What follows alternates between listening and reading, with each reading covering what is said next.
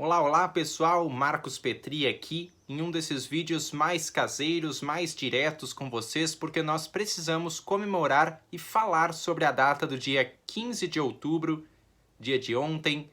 Eu gravo esse vídeo e posto hoje no dia 16 de outubro. O dia de ontem é triplamente especial para mim, porque nesse dia se comemora o Dia dos Professores. O dia em que nasceu a minha maior professora também é nessa data, dia 15 de outubro, aniversário da minha mãe, Arlete Boing Petri, e também o aniversário do meu melhor amigo. Triplamente especial, então. Esta data serve para que nós marquemos o potencial do aprendizado do indivíduo, tenha ele deficiência ou não, e que nós tragamos para a lente da opinião pública que aprender é preciso, do 0 aos 100 anos de idade. Nunca vou me esquecer disso. Um dia, em meio à pós-graduação, um professor instigou-me: até quando uma pessoa pode aprender? E eu chutei, até os 75, até os 80. E naquela época eu lembro de ele ressaltar: pessoal, o Oscar Niemeyer está estudando ainda. Do 0 aos 100 anos se aprende, Marcos. E turma, todos nós estamos aprendendo o tempo inteiro, mas o que acontece é que quando nós vamos crescendo, à medida em que a nossa mentalidade vai se cristalizando e se formando, assim se edificando, nós vamos adquirindo algumas caixinhas que tornam a nossa busca pelo conhecimento inflexível. E aí nós não valorizamos certos tipos de saberes, nós não valorizamos, sobretudo, as trocas de experiência, e nós não valorizamos calçar o sapato do próximo, tentar andar naquele ritmo, naquela rotina, naquela realidade, pelo menos um pouco a cada dia. E por isso nós não formamos conhecimento que dialoga com a sociedade ao nosso redor. Essa é a busca não só dos professores, mas permeia também nós, produtores de conteúdos aqui na internet, porque hoje, cada dia mais, nós vivemos numa realidade editada. Nós vivemos em um contexto onde eu mostro o meu peitoral, onde eu mostro o meu tanquinho, onde eu mostro o meu solo de guitarra e não demonstro nada da experiência de aprender tal coisa. Como é que se constrói um solo de guitarra? Como é que se constrói um tanquinho? Essas são questões que eu creio que no dia 15 de outubro também sejam pertinentes. É claro, nós precisamos evocar sobretudo a bandeira dos professores, porque esses profissionais são muito desvalorizados aqui no país. Quando se fala de países desenvolvidos, como por exemplo o Japão, o professor é a primeira figura que vem à mente. Vocês sabiam que no Japão o professor é o único profissional que não precisa se curvar perante o imperador? Porque o povo japonês reconhece que todo e qualquer profissional, inclusive a família real japonesa, passou pelas mãos e o talento do professor. Os professores formam várias outras profissões e aptidões, mas aqui no nosso país nós continuamos insistindo que aprender é chato, moroso e é para pessoas turronas, para pessoas não apenas turronas, mas pessoas consideradas CDFs. Isso é coisa de CDF, não estuda muito, por que tu estudas tanto? Mas nós esquecemos de que o estudo não é só ler um punhado de livros, e sim, como eu estava comentando, trocar as experiências, os pontos de vista e fazer com que cada ponto de vista converja para que nós criemos um entendimento, para que nós impactemos a inovação no país. Vocês vão me ouvir falar isso aqui outra vez, já citei em outros vídeos aqui do canal. A inovação no Brasil ela não avança desde os anos 1980. Olha só que grande defasagem. E isso não tem tanto a ver com infraestrutura, com busca de oportunidades, e sim, pelo menos na minha visão, vocês me digam qual é a de vocês aí nos comentários, com a busca pelo aperfeiçoamento constante. Uma pessoa que tenha uma habilidade, pelo menos, tem que aperfeiçoá-la. E não ficar editando a realidade na esperança de que alguém vá notá-la, dando um curtir, comentando uma linha ou duas de texto. Isso é importante, com certeza, favorece o engajamento de uma ideia, mas não é tudo. Nós temos que entender a internet hoje mais do que nunca como um depósito de conhecimentos e como uma troca e uma convergência também. Os conhecimentos diferentes, tidos de diferentes pontos de vista, não devem se degladiar. Deve haver tensão produtiva, sim, entre um conhecimento e outro, entre, poxa, mas eu não sei isso, eu não tenho a mínima ideia daquilo, mas no fim nós devemos ganhar todos, porque nosso conhecimento foi expandido e nós calçamos o sapato de outra pessoa. O que me leva ao meu último ponto do vídeo de hoje e por que eu considero que o dia 15 de outubro é tão importante. Pessoal, existe um índice que agora não vou lembrar quem cunhou. Se vocês lembrarem, deixem aí nos comentários. Mas esse índice se chama Índice de Distanciamento de Poder. Ou melhor, Índice de Distanciamento de Poder.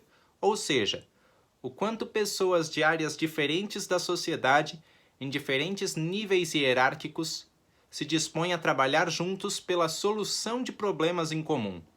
E o Brasil está muito atrás.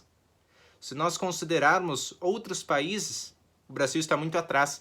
Eu lembro que quando eu fui para a Suécia, tinha muita gente de terno no trem, muita gente com a sua roupa de operário no trem, pessoas com roupas mais estilosas, menos estilosas, mas o fato é que todos estavam ali. E todos estavam minimamente conversando. Nós sabemos que cidades grandes não são tão propícias à sociabilidade hoje em dia. A competitividade às vezes é muito maior que a sociabilidade, mas estavam ali pessoas em diferentes posições, convivendo, conversando. E não é só na Suécia. Outros amigos que moram em lugares da Europa me dizem que é muito comum tu veres pessoas de diferentes saberes e níveis hierárquicos juntas para resolver, para despender seus esforços e entender um panorama e resolver problemas. O conhecimento é essa ferramenta que catapulta as nossas soluções.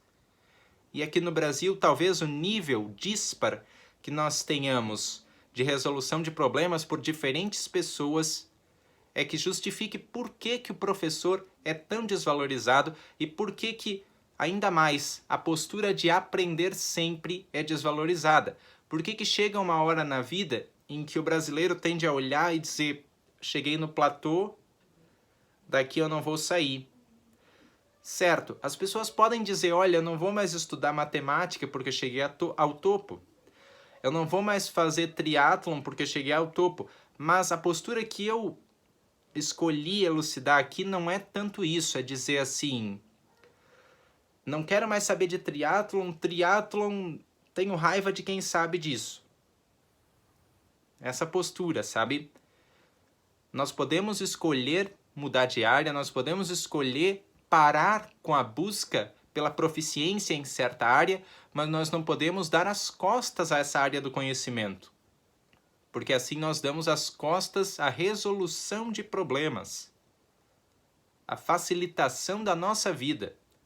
Talvez seja difícil de nós entendermos, porque uma facilitação que começa hoje, talvez só tenha eco daqui a 2, 3, 4, 6 anos, mas é importante que nós estejamos abertos. Está aí o dia 15 de outubro para nos lembrar. E pessoal, um último comentário. Minha mãe foi professora durante grande parte do seu tempo aqui na Terra, durante grande parte do seu tempo da sua vida. E hoje reflete todo o aprendizado que teve, todas as experiências que trocou em nossa criação aqui em casa. Eu continuo aprendendo, 27 anos na cara, como se diz, e continuo aprendendo com ela.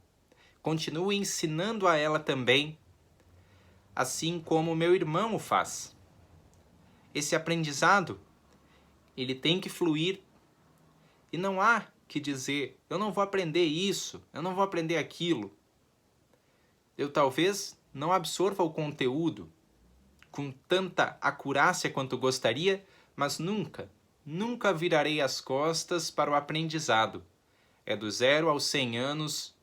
Aprender não é chato. O chato é ficar alheio as resoluções de problemas e também de olhos fechados para a realidade ao nosso redor. Aprender a desafiar, aprender a impulsionar para frente ideias e acreditar nelas. A primeira ideia que nos urge agora é acreditar nos professores. Nós estamos em um momento no mundo em que estamos pondo à prova essa ideia de desvalorização. Os professores urgem por ser mais contados, por ser mais bem considerados na sociedade, tendo em vista o tanto de trabalho e esforço que fazem. Hoje mais do que nunca. Muitos pais, muitas mães não tinham a ideia da magnitude disso e agora estão tendo contato. Por isso que nós devemos parar e mais do que nunca refletir. Queremos continuar produzindo conhecimento? Pensem aí em um conhecimento útil, que seja tocar violão, que seja pintar paredes. Mas saibam que esse conhecimento tem que ser contínuo, tem que ser uma busca por resolucionar problemas naquele campo característico. Novas sonoridades para a música, novas cores e combinações para as casas, apartamentos e também estabelecimentos comerciais. São reflexões nesse vídeo bastante maior do que a média aqui no canal, porque o assunto merece. O assunto é delicado e urgente. Não nos cabe degladiar-nos por isso, e sim apresentar essas ideias de que nós temos que iluminar as vidas uns dos outros. E o conhecimento, gente, uma coisa que, se eu não me engano, Mário Sérgio Cortella tocou nisso em uma das palestras que eu vi aqui na internet. O conhecimento é feito para encantar. Talvez seja essa a postura que esteja impedindo a valorização do professor. Porque aqui no Brasil, nós temos a tendência de entender assim: quem sabe mais precisa mostrar, jogando a pá de cal em quem sabe menos. E não é. Quem sabe mais precisa faiscar novos horizontes em quem sabe menos, encantando-o, encantando-a. Então, brinque com o conhecimento. Faça paródia, faça piada quando preciso for. Claro, desde que a tua busca por conhecimento não se torne uma esbórnia. Mas é preciso rir, é preciso cantar, é preciso ser várias facetas para que o conhecimento seja sintetizado, para que a pessoa que esteja aprendendo sinta onde eu vou usar isso. Exemplo, língua inglesa. Muitas pessoas no nosso país perguntam-se onde eu vou usar isso, porque são expostas, na maioria das vezes, a regras, regras e mais regras. E conjuntos de regras por si só não fazem eco na sociedade. Agora, contar uma piada, cantar, sorrir, chorar, por que não? Isso são sentimentos que, aliados àquela cognição que foi desenvolvida no conjunto de regras, que tem que ser repassado, mas esses sentimentos aliados a essa cognição vão fazer com que o inglês do brasileiro, por exemplo, seja melhor, leve-o mais longe. O povo brasileiro já tem essa tendência. Nós somos um povo naturalmente criativo. Mas nós temos agora o desafio de transportar essa criatividade para o conhecimento. E aí? Como é que vocês vão fazer para fazer isso? Eu estou tentando fazer isso com o meu canal no YouTube, com as minhas músicas, com as minhas palestras, com algumas dicas que eu dou aqui, fora do autismo, muitas vezes literatura em inglês, reflexões mais pessoais. Tudo isso é conhecimento. Talvez em maior ou menor escala, mas ainda assim impactante no diálogo com o meio. Porque um conhecimento que não dialoga com o meio acaba se tornando língua morta. Eu sempre me lembro disso e eu espero que, para a reflexão do dia de hoje, alusiva ao dia 15 de outubro, vocês também se lembrem e façam algumas reflexões internas. Pessoal, muito obrigado de coração pela paciência, em especial com esse vídeo grandão aqui do Diário de um Autista. Fiquem todos bem, se cuidem e cuidem, sobretudo, da sua avidez por conhecimento.